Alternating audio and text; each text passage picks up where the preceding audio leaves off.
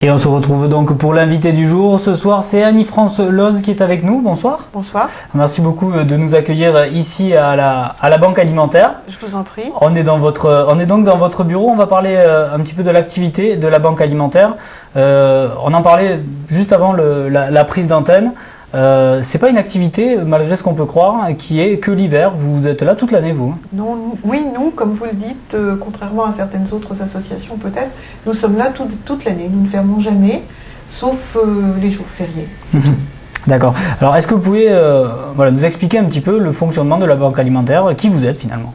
Alors, nous sommes une association loi de 1901, donc de façon classique, association d'intérêt général. Chaque banque alimentaire en France est une association autonome et nous sommes regroupés au sein d'une fédération afin d'avoir un tronc commun, une éthique commune et une déontologie également bien évidemment commune.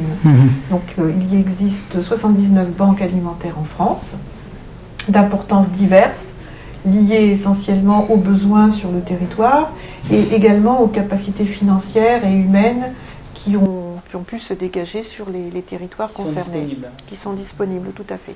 Donc en ce qui concerne la Banque Alimentaire de Toulouse, c'est ce que l'on peut appeler une grosse banque alimentaire. Ouais. Nous distribuons donc des produits, toutes les banques alimentaires, mais donc nous distribuons des produits non pas directement aux bénéficiaires, mais à des associations accréditées à la Banque Alimentaire qui elles-mêmes redistribuent à des personnes qui sont en situation de précarité, sous des formes très diverses. Ça peut être sous forme de colis, de façon très classique, ça peut être également sous forme de repas, ça peut être sous forme de petit déjeuner, ça peut être sous forme de collation, ou encore les épiceries sociales que l'on essaie de développer parce que ça remet la personne en situation de consommateur et ça le remet plus en selle à mon sens. Vous avez parlé de précarité, c'est un mot très intéressant, mais les définitions diffèrent, disons, en fonction de certaines associations. Vous aujourd'hui, quelqu'un en situation de précarité, c'est quoi exactement ? Quelqu'un en situation de précarité, c'est quelqu'un qui ne peut plus faire face. Ça peut être quelqu'un, nous avons fait faire une étude par le CSA qui nous a éclairé encore sur les profils des personnes qui sont accueillies. Alors autant on pourrait imaginer que l'on s'adresse à un public de SDF ou de gens très éloignés des circuits de consommation normale, autant on constate que nous avons une très forte reconnaissance parmi les personnes que nous aidons de travailleurs pauvres, de travailleurs à temps partiel, de familles monoparentales, bien évidemment. Je dis bien évidemment parce que je pense que c'est devenu très commun, malheureusement. Et également aussi, nous avons vu depuis quelques mois, depuis l'an dernier d'ailleurs, la résurgence de besoins au niveau des étudiants. D'accord. Ça arrive depuis très peu de temps. Il y avait eu une demande estudiantine il y a quelques années, ça s'était calmé. Et là, nous avons non seulement des associations qui nous ont demandé si on était d'accord pour faire une distribution en direction des étudiants, donc bien évidemment on a répondu favorablement, et nous avons aussi des associations qui sont spécifiquement étudiantes, et à laquelle donc nous distribuons.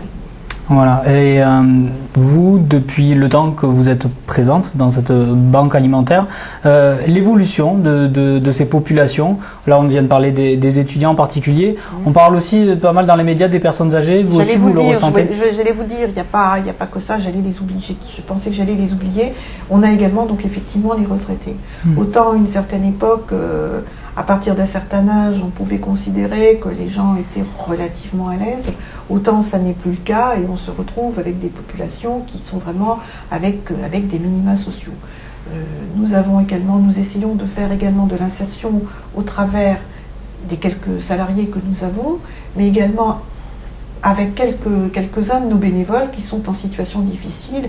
Et je peux vous citer un cas de figure, c'est quelqu'un qui est là depuis peu de temps, qui est arrivé de l'étranger, d'un pays européen, parce que là-bas il galérait. Donc ce monsieur a 62 ans, il a absolument besoin de travailler, il a une retraite de 300 € par mois.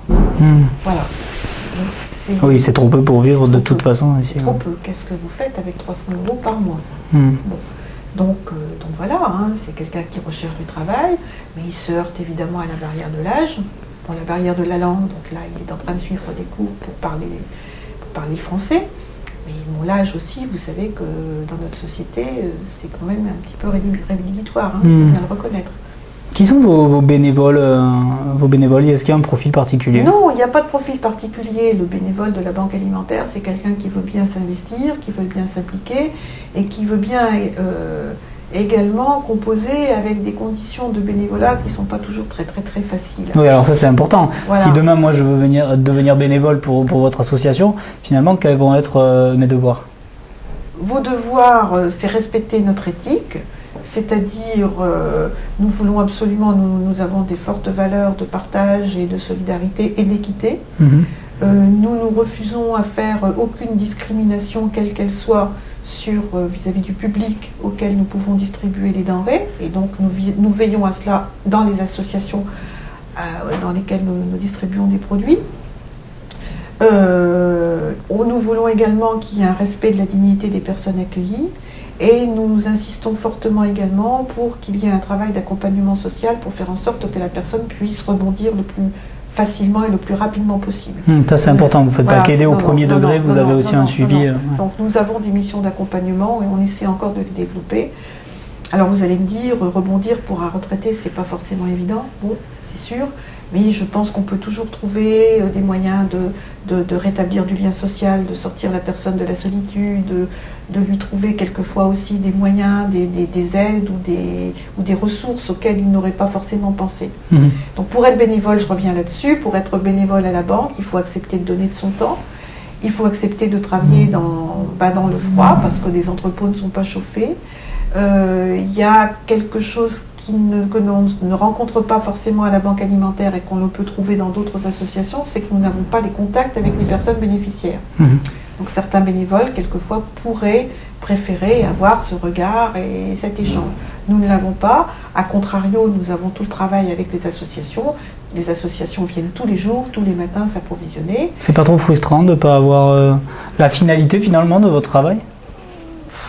Quelquefois un peu, parce que c'est vrai qu'on aimerait bien avoir, enfin je parle au nom des bénévoles, hein, puis à titre personnel, c'est vrai qu'on pourrait aimer rencontrer les personnes pour avoir aussi un petit peu de retour. Une reconnaissance ? Oui, bon, la reconnaissance, mais on une le reconnaissance, fait pas. Un sourire, quelque chose, un remerciement, enfin quelque chose mais de... Ceci dit, voilà. On ne le fait pas pour ça, donc il faut être... je dirais, encore plus détaché de ce besoin de reconnaissance. On ne le fait pas pour qu'on nous dise merci, on le fait parce qu'on est absolument persuadé qu'on est utile et parce que, même si c'est une goutte d'eau, mais là la goutte, elle est quand même importante puisque nous avons distribué 2000 tonnes de nourriture l'année dernière, soit un équivalent sur la base de 500 grammes par repas d'environ 4 millions de repas. Donc c'est quand même une grosse goutte. Alors on est bien conscient qu'on est loin de pouvoir satisfaire à tous les besoins, mais bon, on est là et on continuera à le faire. Alors, on a entendu parler de vous dans l'actualité. On a vu pas mal d'articles dans les journaux ces jours-ci sur un partenariat avec GRDF. Oui. Mais il faut savoir que des partenaires, vous en avez énormément. Nous en avons énormément, nous n'en avons jamais suffisamment, bien évidemment. C'est grâce à eux que vous vivez aujourd'hui. Tout à fait. Donc GRDF est effectivement un nouveau partenaire. Donc comme vous avez dû en être informé, GRDF va nous accompagner sur la collecte qui va avoir lieu les 27 et 28 novembre. Et j'en profite pour faire un appel au grand public pour venir nombreux nous donner des denrées alimentaires ces 2 journées-là. Donc GRDF va mobiliser ses salariés pour qu'ils donnent des temps de bénévolat pour cette journée, va essayer de nous mettre à disposition également du matériel et donc va nous donner une petite aide financière. Ceci étant, effectivement, nous avons nombreux partenaires et non des moindres. Alors je peux vous citer, je ne vais pas les citer par ordre d'importance, bien évidemment. Je peux vous citer notamment sur 2008, la Caisse primaire d'assurance maladie nous a beaucoup aidé. Elle nous a permis d'acheter entre autres un camion frigorifique.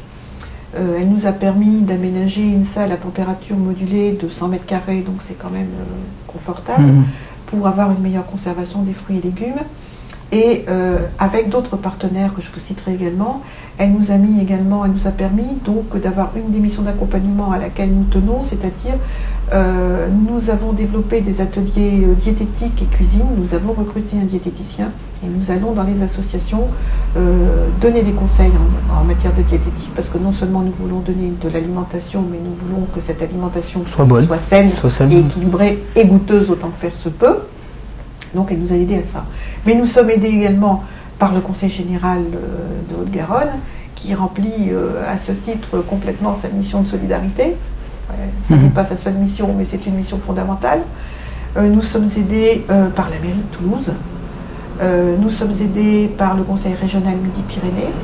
Bon, toutes les collectivités voilà. Locales, en tout cas voilà, la majorité la ici. La caisse d'allocation familiale également quand on la sollicite.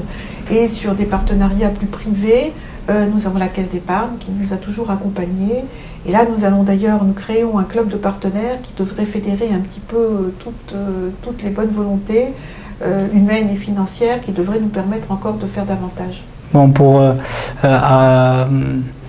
pour pouvoir vous contacter, si on a des dons à vous faire, ou si on veut donner de sa personne et de son temps, on peut vous appeler où? Alors c'est très simple, on appelle la banque alimentaire, donc 5 jours sur 7, au 05 61 47 33 01 ou 05 61 47 37 31, ou par mail à bancalim, bancalim.31@cgtel.net.